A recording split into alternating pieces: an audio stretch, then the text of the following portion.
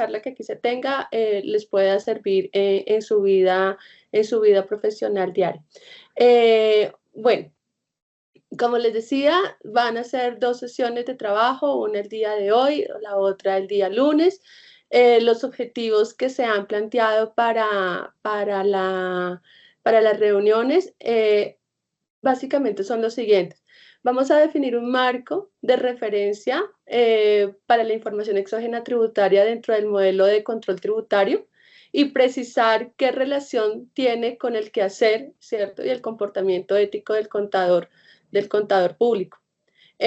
Vamos a explicar los componentes del modelo de información exógena tributaria de manera que se facilite la interpretación y aplicación en los servicios de consultoría en los que nos apoyan. Vamos a presentar la estructura de la información exógena tributaria, la forma en que debe ser reportada y su relación con la información contable de manera que se facilite la aplicación, ¿cierto? Y las labores de asesoramiento, consultoría que se tengan en el desarrollo profesional. Y vamos a referenciar un material de apoyo que, digamos, a lo largo de las labores que ustedes desarrollen pueda ser de utilidad para resolver inquietudes o profundizar en algunos puntos especiales. Las temáticas que se van a abordar tanto en una como en otra sesión son las siguientes. Entonces vamos a ver la importancia de la información exógena dentro del modelo de fiscalización tributaria, el rol del contador público, ¿cierto? La normatividad que en estos momentos se encuentra vigente y vamos a empezar con una estructura, digamos, a crear un marco de referencia y un marco conceptual para que ustedes tengan elementos para abordar la información exógena tributaria. Digamos que por los tiempos que se manejan, no vamos a entrar en el detalle normativo, en la revisión de artículo por artículo, pero sí lo que se pretende es ofrecer un marco de referencia y un marco conceptual que les permita a ustedes después fácilmente, digamos, abordar la resolución, abordar los componentes del modelo y desarrollar las labores que se requieren. En la sesión del día lunes, ¿cierto? Estaremos trabajando entonces ya un poco más en la práctica, detectando como algunos errores que se pueden presentar, que son que comúnmente ocurren, algunos elementos de lo que se esperaría que un contador pueda ayudar a orientar al contribuyente en relación con la información exógena y algunas consideraciones a seguir cuando se encuentran inconsistencias en la información. Posteriormente vamos a trabajar algunos temas de las herramientas, ¿cierto? Los servicios informáticos, tanto el de presentación como el de consulta para personas naturales, algunos procedimientos básicos para esa orientación, canales de soporte y vamos a hacer unas actividades de cierre.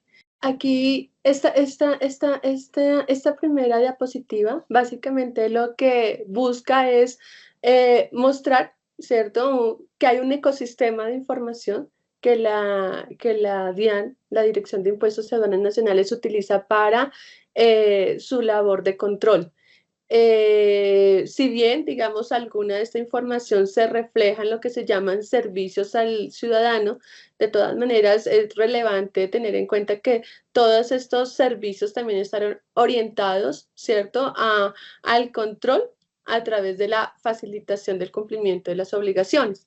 Dentro de este ecosistema de información, uno encuentra, por ejemplo, el registro único tributario, que básicamente lo que me va a plantear es como su nombre lo indica, un primer registro, un momento de reconocimiento de la entidad o de la persona natural ante la Dirección de Impuestos y Aduanas Nacionales, donde se identifican cuáles son sus responsabilidades, pero también otra información relacionada con vinculaciones, la información de sus declaraciones tributarias, que digamos, este es uno de los puntos fuertes porque es lo que me refleja, primero, el cumplimiento de las obligaciones formales de declarar y dos, la parte sustancial, ¿no?, que es el tema directo de la liquidación y pago de los impuestos. Está la información exógena, que es donde nos vamos a detener. ¿cierto? Que es una información que tiene un modelo con unas características particulares donde básicamente lo que se busca es que a través de terceros la Dirección de Impuestos y Aduanas Nacionales pueda tener información para orientar el control.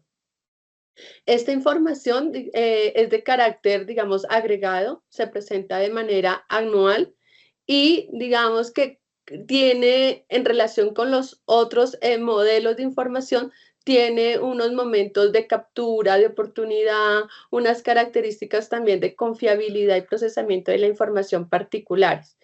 Está factura y nómina electrónica, ¿cierto? Que ya también se ha vuelto bastante familiar, ya estamos bastante familiarizados con él, que son unos documentos electrónicos que son más de carácter transaccional, es decir, en el momento en que surge la operación. Y también nos da, digamos, también a partir de los cruces, nos permite a través de terceros, de documentos que se generan, entonces poder conocer de un sujeto algo a través de un tercero. Tenemos también intercambios de información y requerimientos ordinarios de información. Entonces, hoy, digamos, nuestro punto y nuestro eje central de trabajo es la información exógena tributaria, pero sí me parece relevante y dado con el público con el que estamos conversando, ¿cierto? Referenciar que esto obedece primero a todo un ecosistema de información, ¿cierto? Que se está referenciando y en el cual ustedes participan, ustedes contadores públicos participan en diferentes momentos.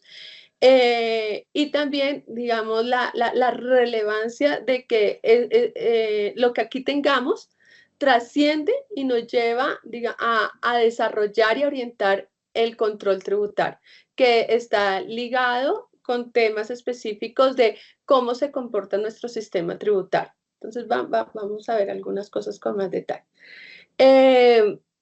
Decíamos que la labor del contador se veía reflejado en varios de los modelos de información allí presentes. Y esa labor, digamos, tiene dos componentes fundamentales.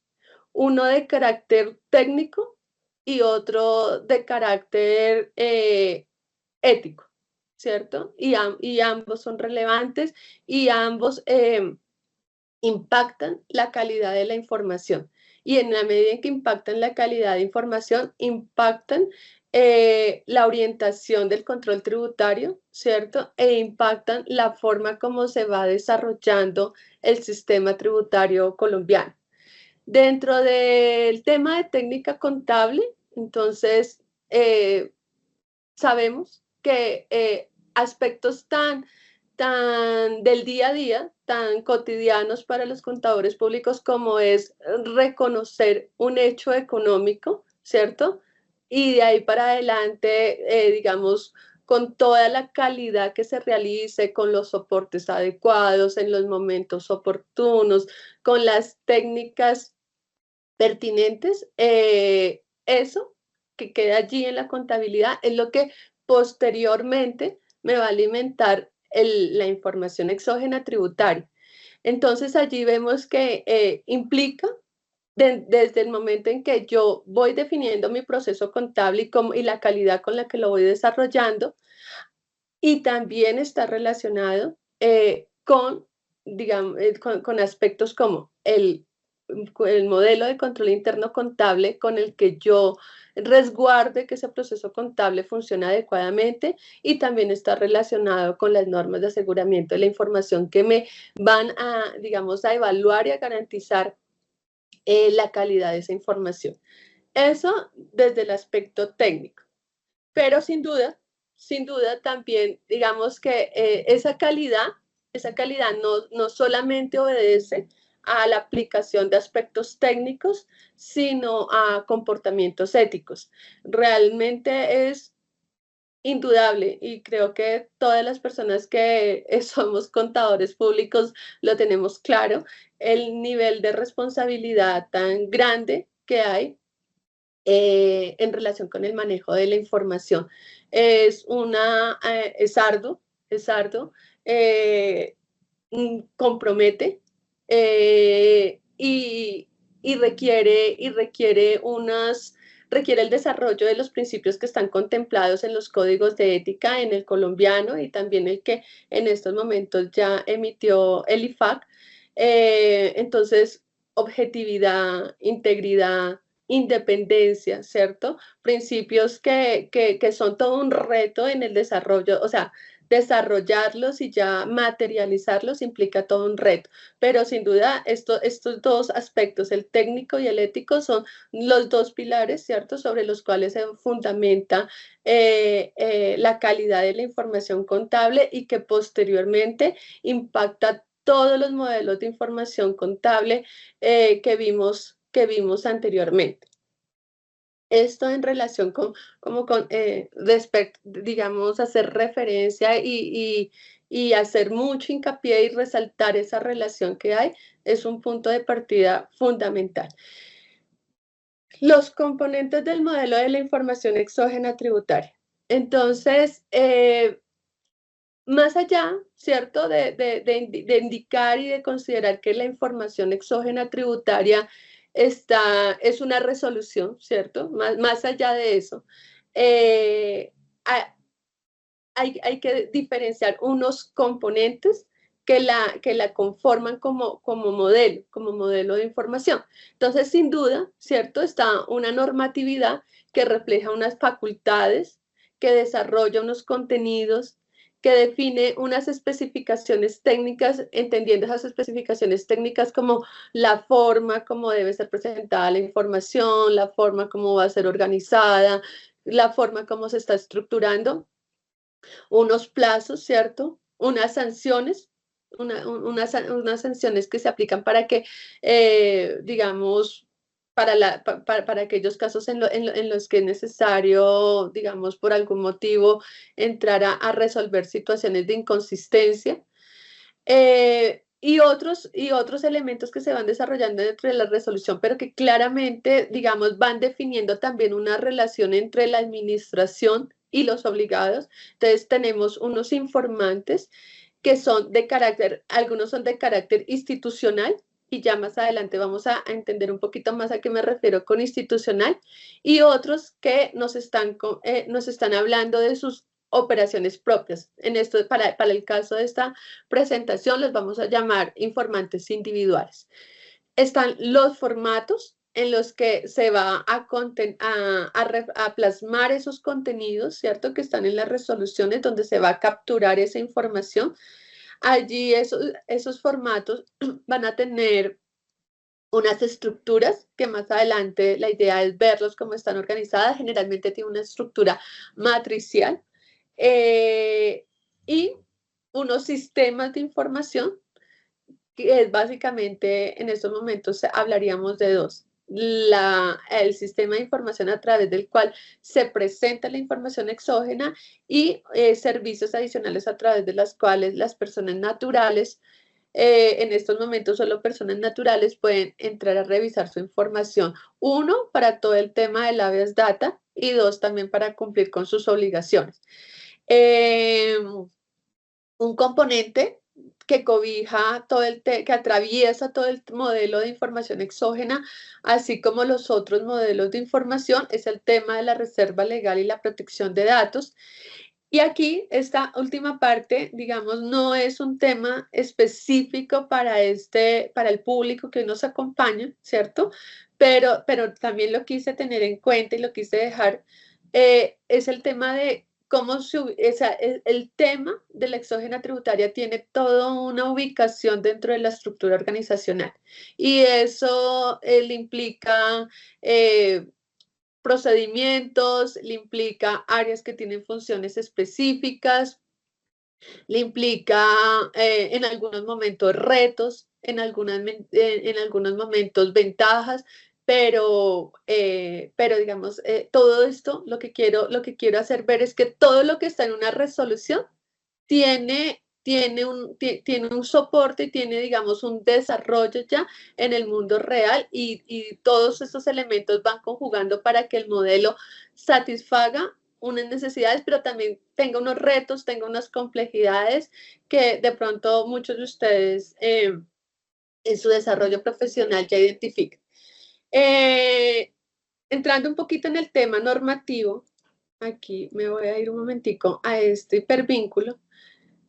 Este hipervínculo es un micrositio donde se encuentra el tema de información exógena tributaria, es especial para este tema, y dentro de los aspectos que podemos encontrar allí, en el desarrollo de la presentación vamos a ir abordando determinados temas, pero en este puntualmente quiero revisar acá el tema de la normatividad, básicamente para señalar dos aspectos de cómo está en estos momentos organizada a nivel de resolución la información exógena tributaria.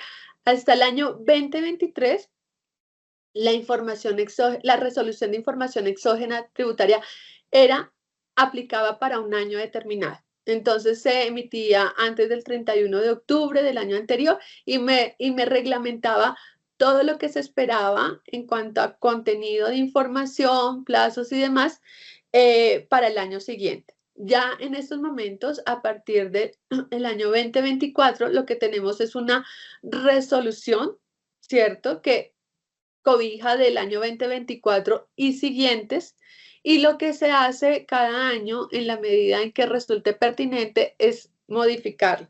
De manera que, por ejemplo, aquí cuando tratamos del año 2024 en adelante, contamos con la resolución 162, que es como esa primera resolución que aborda que aborda más de un año, o digamos que es indefinida, y posteriormente la resolución 188, que es la primera resolución que modifica esa resolución del 2023.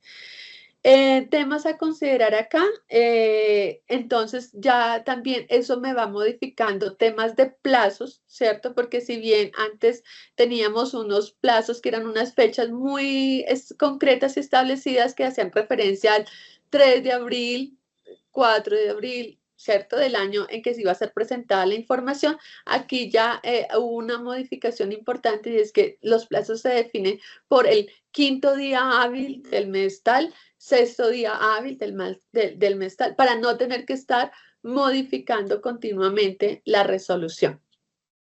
Para el tema que nos ocupa, nos centraremos en la resolución 162 y en la 188, que son las que, digamos, a nivel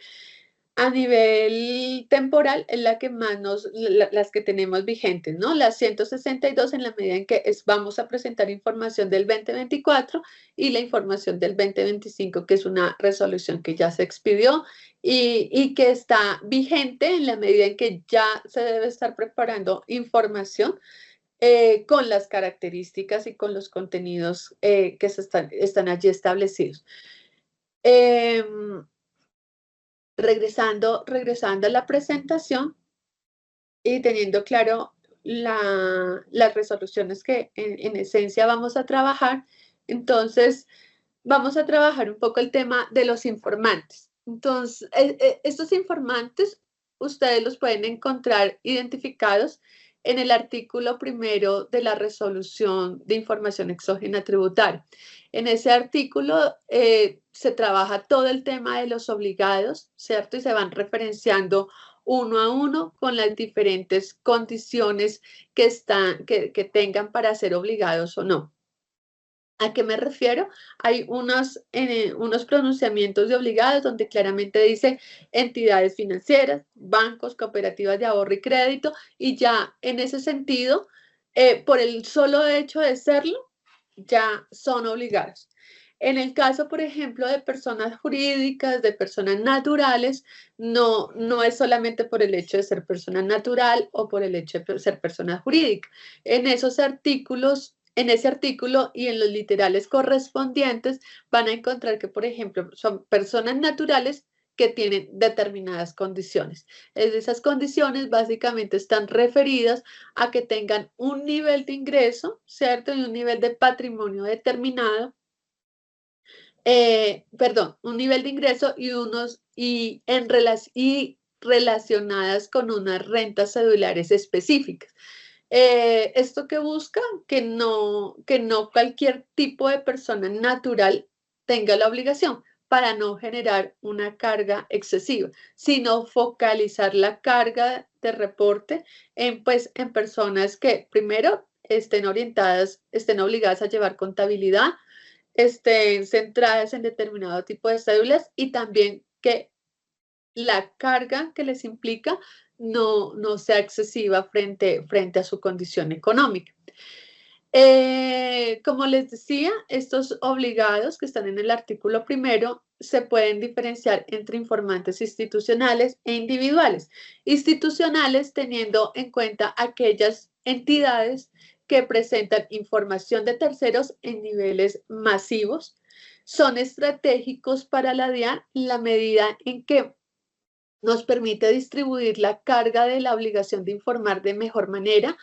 Así, digamos, hay cosas que no le pediríamos a un informante individual en la medida en que lo tenemos de ella, o sea, de una entidad institucional, que tiene generalmente también unas obligaciones de carácter público, que sus sistemas de información le va a facilitar el cumplimiento de la normatividad, el cumplimiento de la obligación. Entonces, digamos, a esto hace referencia a estos informantes institucionales.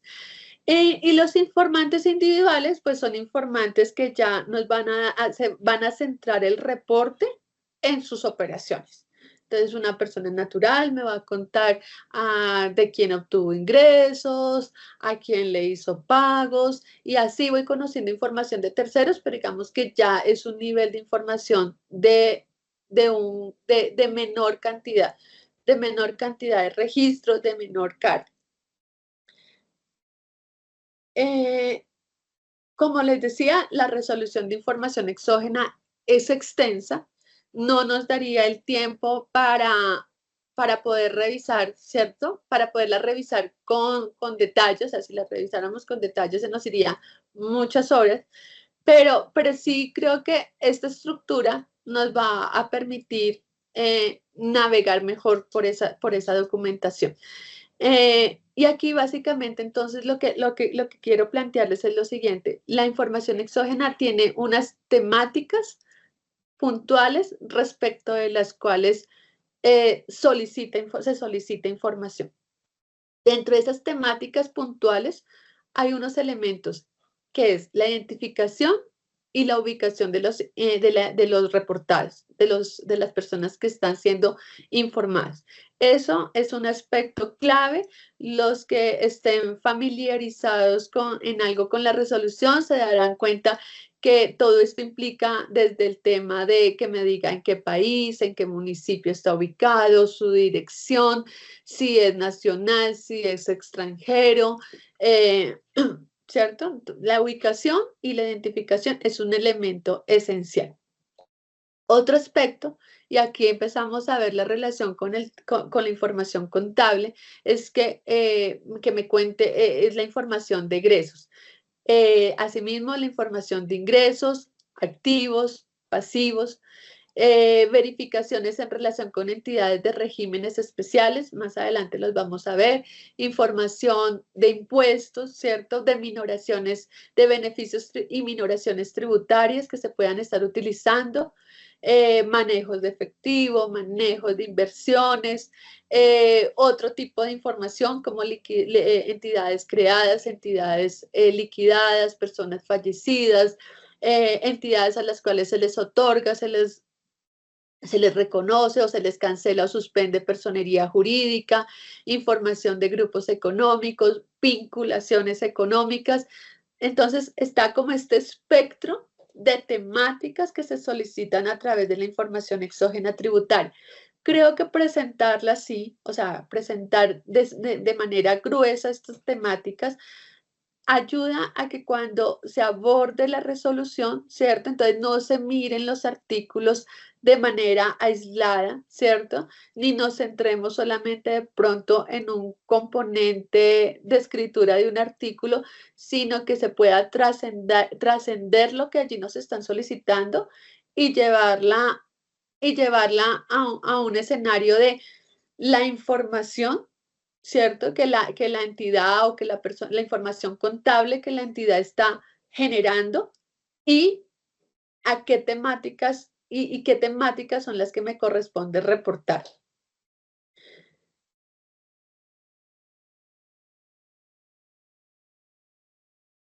La información exógena tributaria, entonces, teniendo en cuenta ya los informantes, pasemos un poco a los contenidos y a la forma como nos solicitan esos contenidos. Entonces, en los diferentes contenidos que referenciamos nos los están solicitando que los reportemos en formatos. ¿Y qué son formatos? Entonces, acá hay una definición, es una definición propia, se establece de la siguiente manera. Corresponde a la agrupación estructurada y organizada de los datos que se pretenden solicitar, tratar y gestionar, representando o haciendo parte de una o varias temáticas dirigidas a trabajar algún aspecto específico de interés tributario. El interés en esa unidad temática puede estar definida desde la ley o puede surgir a partir de la experticia del negocio, amparando su solicitud en el concepto de relevancia tributaria. Entonces, habrán casos en los que claramente la ley le facultó a la DIAN para pedirle los ingresos, para pedirle sus costos y deducciones, ¿cierto?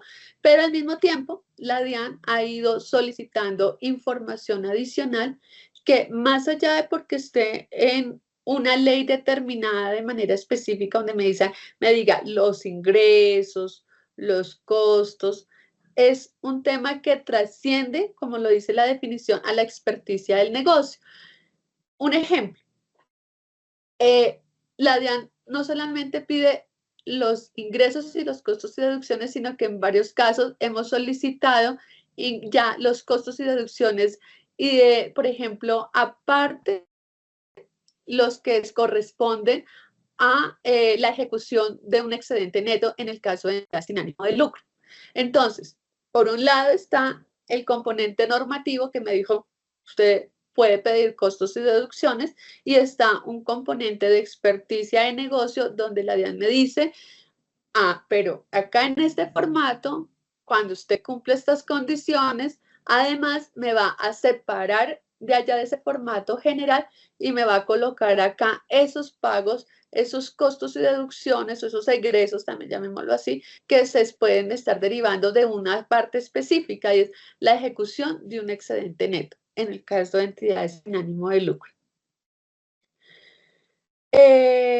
Bueno, la idea aquí ya es, vamos a pasar un poco con algún nivel de rapidez, con la expectativa de dejar 10 minutos para preguntas. Entonces, ya entrando en detalle y volviendo al tema de las temáticas, entonces vamos a estar viendo un listado de formatos con sus respectivos nombres. ¿Qué es lo relevante de este listado? Que después ustedes lo pueden ir revisando con la resolución. Es que están clasificados de manera que ustedes puedan identificar rápidamente qué temática me están solicitando. Entonces, por ejemplo, en este caso, vamos a ver formatos que están relacionados con los pagos e ingresos que realiza un ente económico. Dentro de estos formatos, entonces, están los de pagos al lado acá donde inicia 1001, para el lado izquierdo. Están todos estos formatos, 1001, 1159, 2276, 1647, 5247. Estos formatos son aplicables en el 2024. Los que están en la parte de abajo empiezan a ser aplicados a partir del 2025. Dentro de estos formatos, entonces me están diciendo el ente económico qué pagos realizó. No me voy a centrar en retenciones porque más adelante los vamos a volver a ver ya dentro de un enfoque de los impuestos. Entonces, pagos de manera general por los diferentes conceptos que pueda realizar un ente económico, arrendamientos, pagos de servicios, pago de dividendos, pago de rendimientos, pago de comisiones. Acá está otro formato específico que es todo el tema de pagos de rentas de trabajo y de pensiones.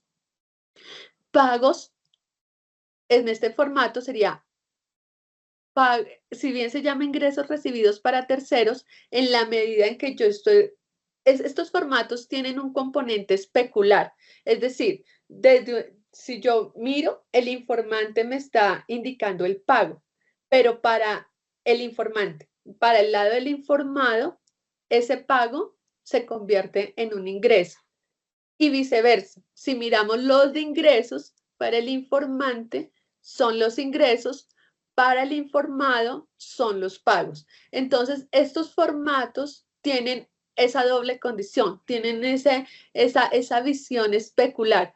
Eso es fundamental, ¿cierto? Para tener en cuenta las implicaciones en los reportes, ¿cierto? Porque, digamos, yo como informante me centro en los pagos, pero viene un tema y es que como para la otra persona eso está representando un ingreso, entonces como contador yo debo tener una visión de que la DIAN va a tener en cuenta esa información para fiscalizar los ingresos de ese tercero que yo estoy informando.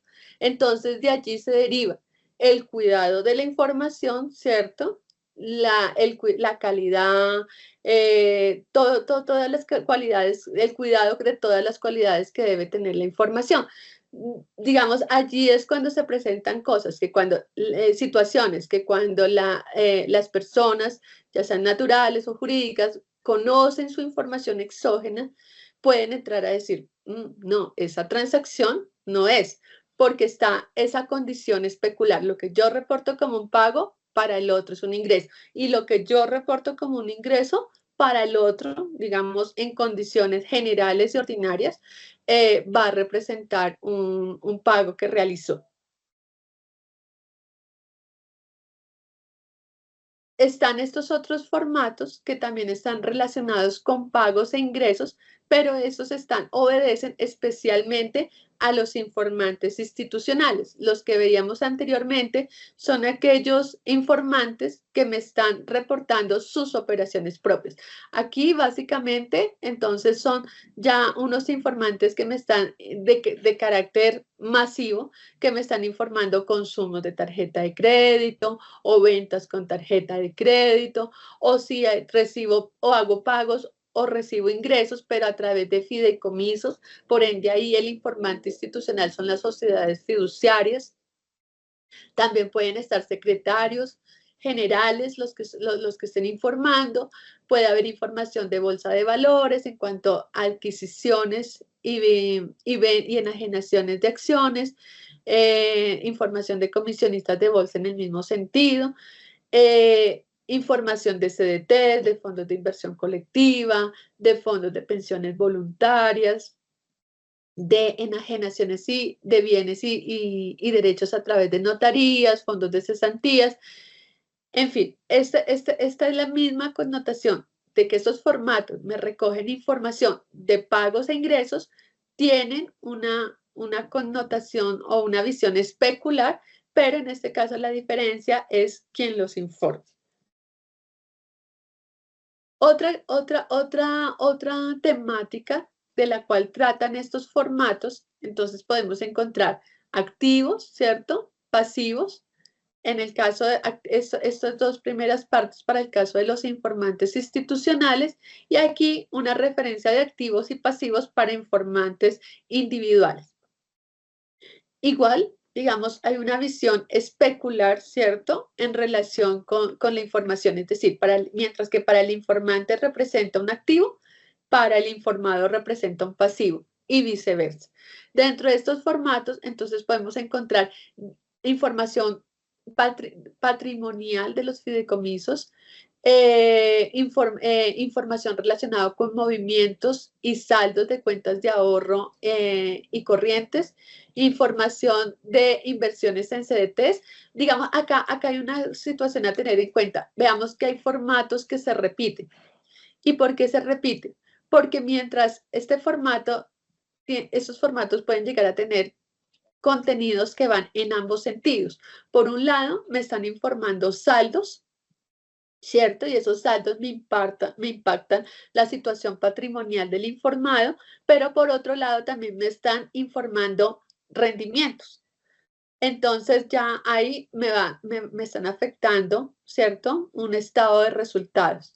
Y posteriormente veremos que varios de estos formatos también me van a ofrecer información en relación con otra temática, que es la de impuestos, en la medida en que varios de ellos de una captura información de retención en la fuente, por ejemplo. Entonces acá en un 1020, en un formato 1020 que lo podemos encontrar en la resolución, estaríamos contando con inversiones en CDT, tendríamos saldos, esa es una información que se presenta anualmente con corte mensual, entonces tendríamos saldos mensuales y tendríamos pagos de rendimientos que nos llevaría a un estado de resultados y tendríamos una retención en la fuente que nos llevaría a temáticas específicas de impuestos, a manera de ejemplo.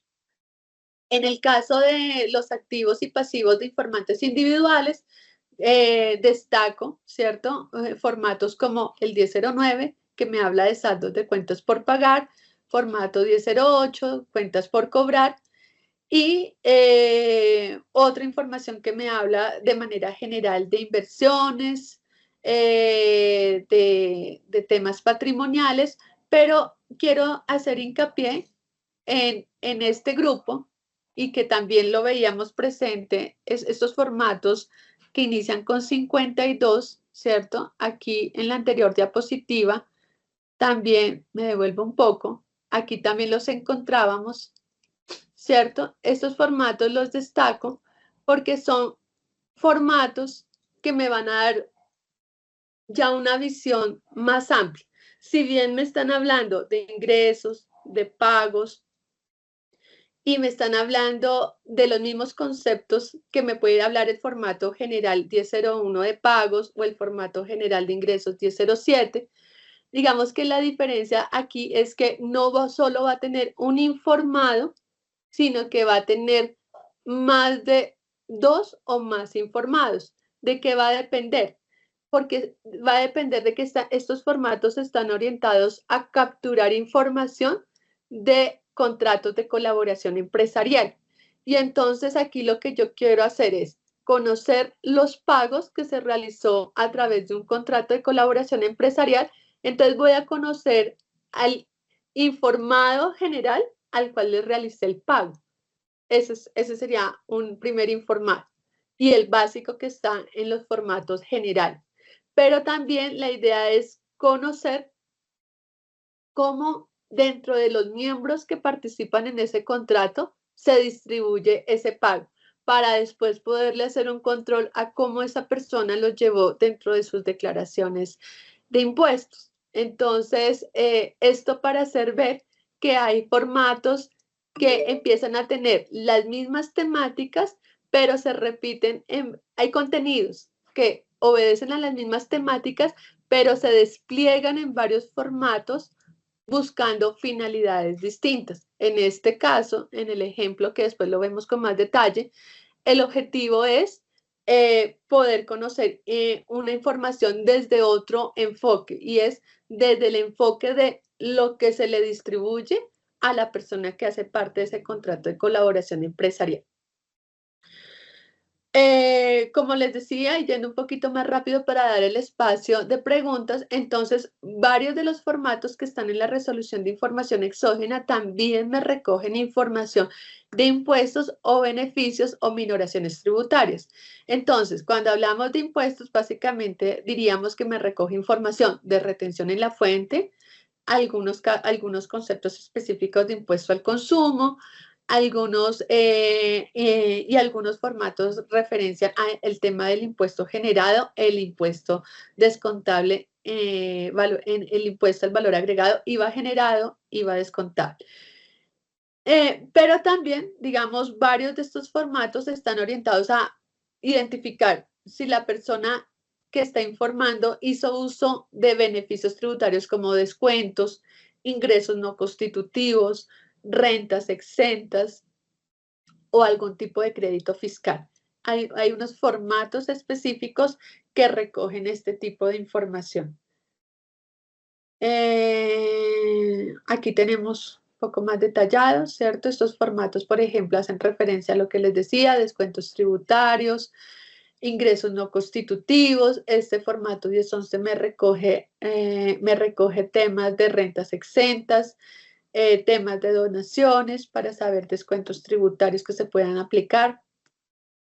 Y central, digamos, decir que a partir del año 2025, y aquí nos vamos con los informantes, aquí del 28-23 hacia adelante, nos vamos con un tema con características de informantes institucionales. Aquí básicamente lo que le estoy diciendo es a entidades encargadas de dar certificaciones que dan derecho al uso de descuentos de beneficios tributarios.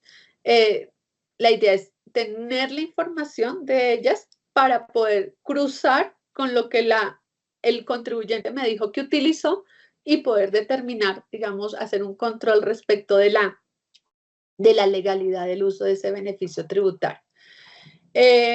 También algunos formatos de estos, por la forma como están estructurados, más allá de saldos, ¿cierto? O de temas de cuentas de resultados especialmente, me permiten conocer temas de movimientos de efectivo, como los que están aquí referenciados. Esto en relación con algunos campos que están solicitados dentro de ese formato. También tenemos información de grupos económicos, donde conocemos estados financieros consolidados.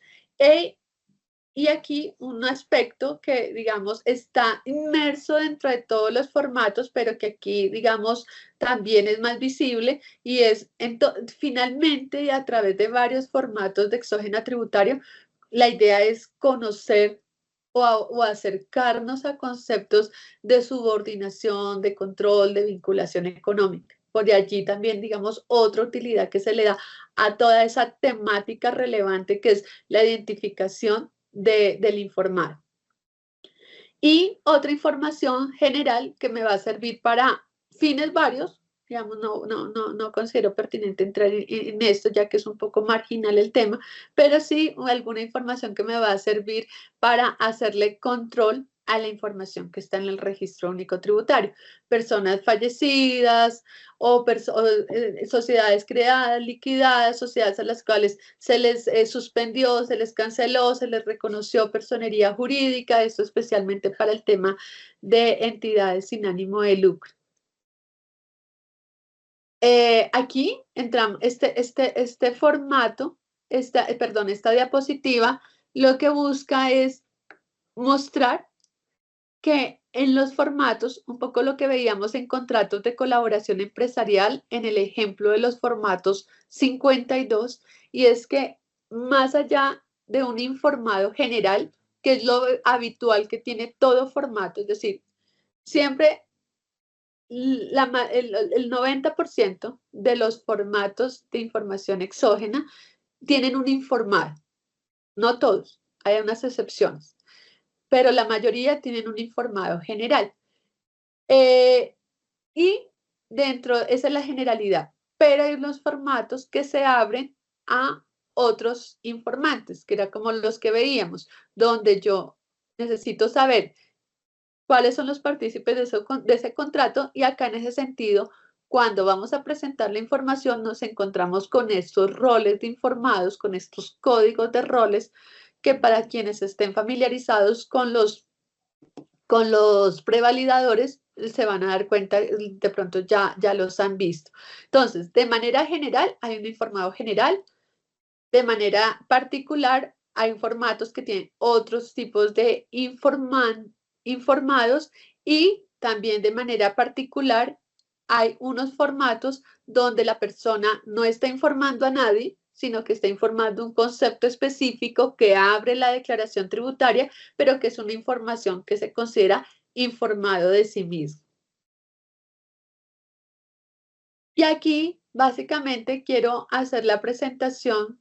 Voy a saltarme esta y me voy a ir un poco de una vez a este formato, a este esquema de formato. Este es un formato de pagos a bonos en cuenta. Es de los formatos más utilizados, es de los formatos que tienen mayor cantidad de obligados a informar y es un formato digamos, de los más esenciales dentro de los controles, en la medida en que nos acerca al control de ingresos. Básicamente, ¿qué es lo que quiero mostrar acá? Que estos formatos de pagos a bonos en cuenta tienen una organización a nivel, como les decía, matricial, a nivel de fila, que vamos a encontrar. A nivel de fila vamos a encontrar los conceptos por los cuales se está generando el pago. Y a nivel de columna, ¿qué vamos a encontrar? A nivel de columna, entonces vamos a encontrar los datos de identificación del informado, ¿cierto? El rol del informado. Entonces, aquí, esto va para el 1001, que es el formato, uno de los más relevantes, pero me vine de una vez a esto para mostrar lo siguiente. Aquí en este formato, entonces yo tendría el informado general, que era lo que les explicaba, pero también podría tener un registro que se duplica, ¿cierto? Que se va a duplicar en buena parte, no totalmente, pero en buena parte, se va a duplicar porque aquí, a manera de ejemplo, tengo un 50-0, un concepto, voy a reportar un pago 5002 por honorarios, pagos de honorarios. Identifico al informado, le voy a definir su rol. ¿Su rol cuál es? El informado general, es decir, quién se benefició del pago. Y viene toda la información adicional. Entonces voy a definir el valor de su pago o abono en cuenta, ¿cierto? Aquí no se ve, perdón, y me devuelvo acá un momento. Aquí le voy a definir su pago o abono en cuenta, que las columnas que están definidas para este formato me los va a llevar a clasificarlos entre deducible y no deducible. Dentro de ese formato también me va a pedir información si ese IVA que se canceló, primero si se canceló o no se canceló IVA por ese pago. Segundo, si aquí iría, en este formato va si ese IVA constituye un mayor valor del costo o gasto. Y también me pide que lo clasifique, si es deducible o si no es deducible. Me va a pedir la retención en la fuente. Por eso ese formato empieza a recoger varias temáticas, como lo vemos. Entonces, retención en la fuente practicada o retención en la fuente asumida, y me va a pedir también el tema de retención en la fuente en IVA. Entonces, esto para ver, aquí sintetizamos como varias cosas. Uno, un formato puede recoger varias temáticas. Aquí ya tenemos tema de egresos, ¿cierto? O pagos, temas de impuestos, ¿cierto? Tenemos la ubicación, la identificación y la ubicación del informado, y tenemos el concepto por el cual se está realizando el pago, que además haciendo un cruce adecuado, ¿cierto? Un análisis adecuado me puede llevar a determinar incluso si la retención estuvo bien aplicada o no. Entonces es un formato que condensa demasiada información. Acá, entonces, el esquema es el mismo, las columnas son las mismas, solo que aquí estaríamos hablando de dos informados, el general, y estaríamos hablando del informado que hace parte del contrato. Aquí habría la información de la identificación, ¿cierto? Y del valor que le corresponde a ese informado de ese pago que realizó el contrato de colaboración empresarial. ¿Cuánto se le distribuye? ¿Cuánto es de ese participante del contrato? Y que se vería reflejado en lo que él va a llevar en su declaración de renta, más sus operaciones propias que tenga. Acá cerramos